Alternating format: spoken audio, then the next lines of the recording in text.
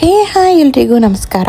ಇವತ್ತು ನಾನು ಮಾಡ್ತಿರೋ ವಿಡಿಯೋ ಬಂದುಬಿಟ್ಟು a day in my life as a mom. So ನಾನು ಮಾಮ್ ಆದಮೇಲೆ ನನ್ನ ಡೈಲಿ ಲೈಫ್ ಹೇಗಿರುತ್ತೆ ಅಂತ ಹೇಳಿ ಒಂದು ವಿಡಿಯೋ ಮಾಡೋಣ ಅಂತ ಅಂದ್ಕೊಂಡೆ. 24 hours ನಾನು 1 minute ತೋರಿಸೋಣ ಅಂತ ಅಂದ್ಕೊಂಡಿದ್ದು.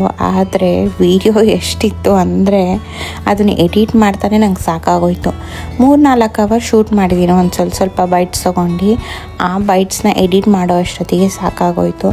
ಅಟ್ಲೀಸ್ಟ್ 2.5 minutes ಮಾಡೋಣ ಅಂತ ಟ್ರೈ ಮಾಡ್ದೆ. ಏನಕ್ಕಂದರೆ ಜನಕ್ಕೆ ಬೇಗ ಬೋರ್ ಆಗಿಬಿಡುತ್ತೆ ಬೇರೆಯವ್ರ ವೀಡಿಯೋ ನೋಡೋದಕ್ಕೆ. 1 minute ಆದರೆ ನೋಡ್ತಾರೆ. ಅಟ್ಲೀಸ್ಟ್ 3 minute ಏನು ಮಾಡ್ತಾರೆ, ಏನು ನೋಡ್ತಾರೆ, ಏನು ನೋಡೋದು ಅಂತ ಹೇಳಿಬಿಟ್ಟು ಸ್ಕಿಪ್ ಮಾಡ್ತಾರೆ ಅಂತ 1 minute ಮಾಡೋಣ ಅಂತ ಅಂದ್ಕೊಂಡೆ. ಆದರೆ ಆ ವಿಡಿಯೋನ ಎಡಿಟ್ ಮಾಡೋ ಅಷ್ಟೊತ್ತಿಗೆ ಸಾಕಬೇಕಾಗೋಯ್ತು.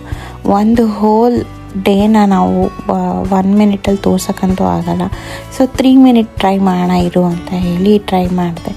ಬೆಳಗ್ಗೆ ಎದ್ದಾಗಿಂದ ಏನೇನು ಮಾಡ್ಕೊತೀನಿ ನಾನು ಅಂತ ಹೇಳಿ 24 hours ಅಂತೂ ಕಂಪ್ಲೀಟ್ ಆಗಿಲ್ಲ. ಮೇ ಬಿ ಒಂದು 16 hours ನಿದ್ದೆ ಮಾಡಿ ಟೈಮಿಂಗ್ನ ನಾನು ರೆಕಾರ್ಡ್ ಮಾಡೋಕ್ಕಾಗಿಲ್ಲ. ಮಾಡಿದ್ರೂ ವೇಸ್ಟ್ ಅದು. ಸೊ ಹಾಗಾಗಿ ಉಳಿದಿದ್ದು 16 hours ರೆಕಾರ್ಡ್ ಮಾಡಿದೆ. ಒಂದು ಮೇನ್ ಥಿಂಗು ರಿಪೀಟ್ ಆಗಿಲ್ಲದೆ ಇರೋದು ಬಿಟ್ಟು ಮೇಯ್ನಾಗಿ ಏನು ಮಾಡ್ತೀನಿ ಅಂತ ಹೇಳ್ಬಿಟ್ಟು ಮಾಡಿದ್ದು.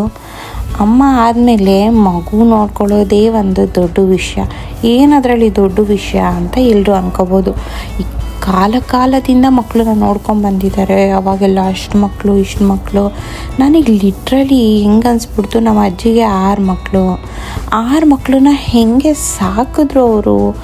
ಅಮ್ಮ ದೇವರೇ, ನನಗೆ ನಿಜವಾಗ್ಲೂ ಹೇಗೆ ಮಕ್ಕಳನ್ನ ಅಷ್ಟೊಂದು ಮಕ್ಕಳುಗಳನ್ನ ಮಾಡ್ಕೊಂಡು ಅಷ್ಟು ಪೇಷನ್ಸಲ್ಲಿ ಹೇಗೆ ನೋಡ್ಕೊತಿದ್ರು ಅಂತ ನನಗೆ ಗೊತ್ತಿಲ್ಲ. ನನಗನ್ಸೋದು ಏನಂದರೆ every first time mom is great. ಏನಕ್ಕೆ ಅಂದರೆ ಫಸ್ಟ್ ಟೈಮ್ ಅವಳು ಅದನ್ನು ಎಕ್ಸ್ಪೀರಿಯನ್ಸ್ ಮಾಡುವಾಗ ತುಂಬ ಡಿಫಿಕಲ್ಟ್ ಅನಿಸುತ್ತೆ. ತುಂಬ ಫೇಸ್ ಮಾಡ್ತಾಳೆ, ತುಂಬ ಡೌನ್ ಆಗಿರ್ತಾಳೆ. ಬಟ್ ಅದನ್ನೆಲ್ಲದನ್ನು ಸ್ಟ್ರಾಂಗ್ ಆಗಿ ಇಟ್ಕೊಂಡು ಮಗುಗೋಸ್ಕರ ಎಲ್ಲದನ್ನು ಮಾಡಿಕೊಂಡು ಲೈಫ್ ಲೀಡ್ ಮಾಡ್ತಾಳೆ.